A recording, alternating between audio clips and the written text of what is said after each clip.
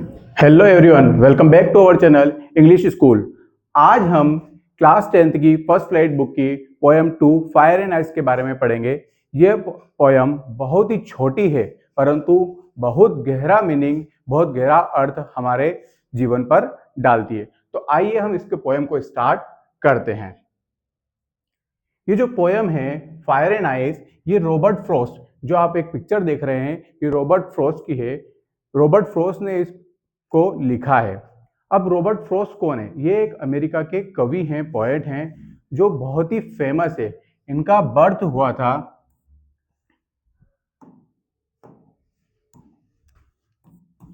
1874 में, और जो इनका जीवन काल चला 1963 तक। देख सकते हैं आप, 1874 से 1963 तक इन्होंने बहुत ही रोचक कविताएं और रचनाएं की है, जिनका नेचुरल और ह्यूमन लाइफ पर बहुत ज़्यादा गहरा प्रभाव पड़ा है। तो इन्होंने इसी प्रकार की एक पोएम फायर एंड आइस हमें दी है, जिसके बारे में हम जानते हैं। तो आइए स्टार्ट करते हैं। फायर एंड आइस, ये जो दो वर्ड हैं फायर और आइस, ये बहुत छोटे वर्ड्स हैं, लेकिन इनका बेसिकली कोई एलिमेंट नहीं है ये, लेकिन इनका हमारे इमोशन से बहुत ज़्यादा जुड़ाव है। स्टार्ट करते हैं। Some say the world will end in the fire, some say in ice, from what I have tested of desire, I hold with those who favour fire. क्या बोलना चाह रहे हैं पोएट?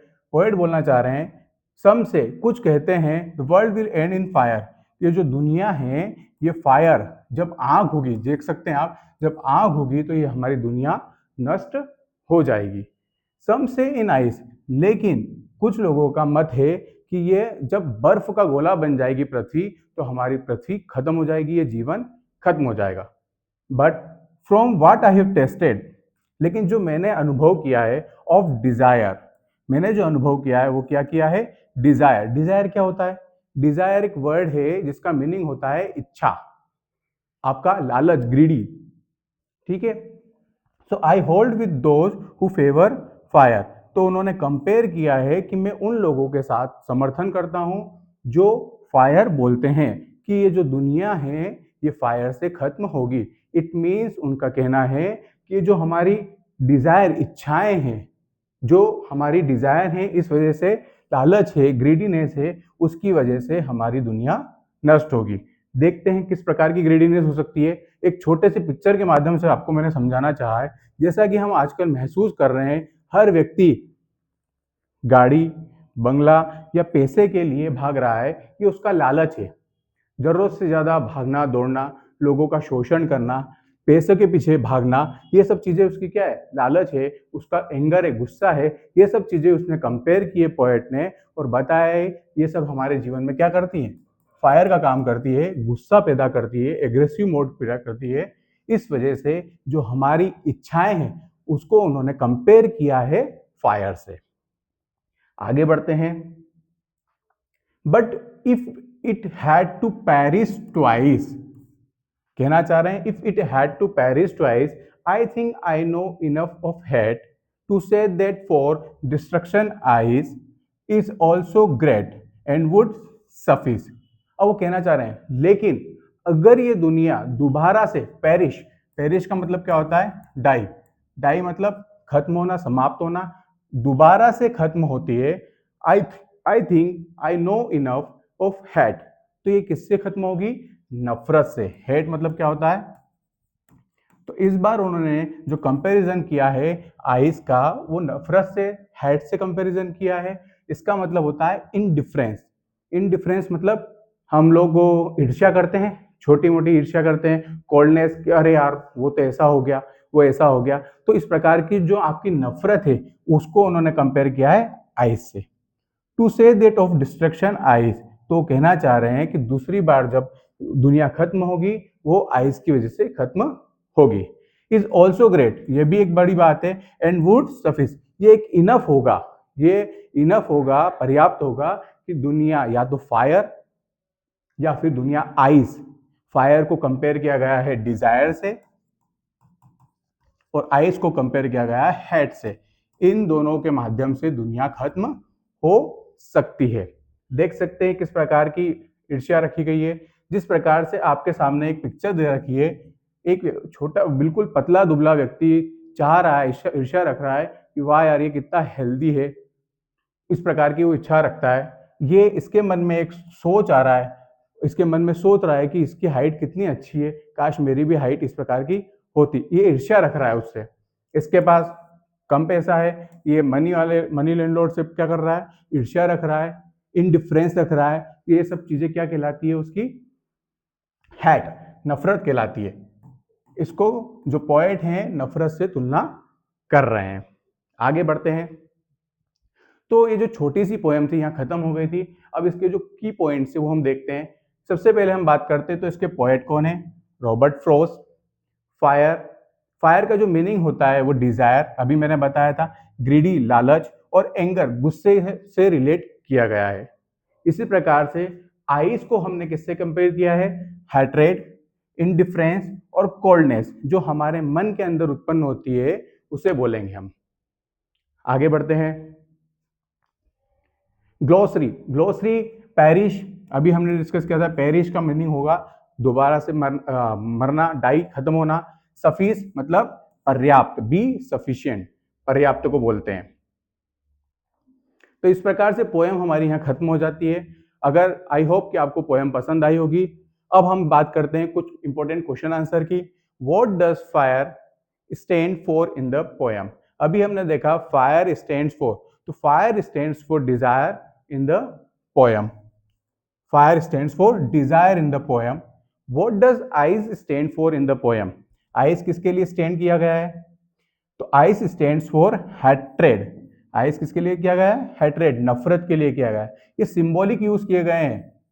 फायर किसके लिए, डिजायर के लिए, और आइस जो सिंबल किसके लिए किया गया है, हैट्रेड के लिए, ध्यान रखिएगा।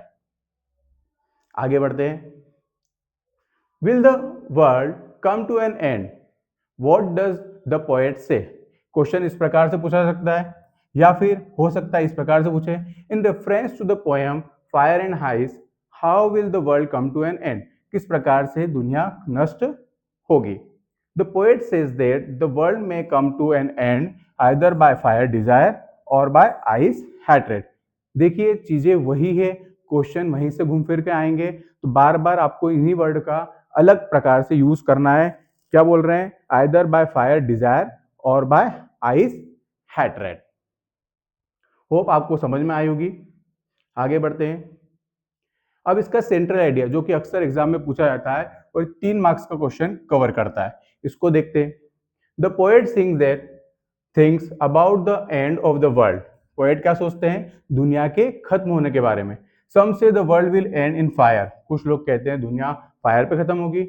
सम other says the world will end in ice, कुछ लोग कहते हैं दुनिया आइस, बर्फ की वजह से खत्म होगी। But the poet believes, poet का क्या मानना है, that fire desire and ice hatred both are capable to destroying the world, दोनों ही केपेबल है कि दुनिया को नष्ट कर सके। क्योंकि आप देखें कि डिजायर, आजकल की जो इच्छाएं हैं, और जो हैट्रेड, नफरत है, इन्हीं की वजह से हम सब क्या कर रहे हैं, एक दूसरे को पीछे खींच रहे हैं, आगे नहीं बढ़ा रहे हैं। तो यही हमारा दुनिया खत्म हो सकती है।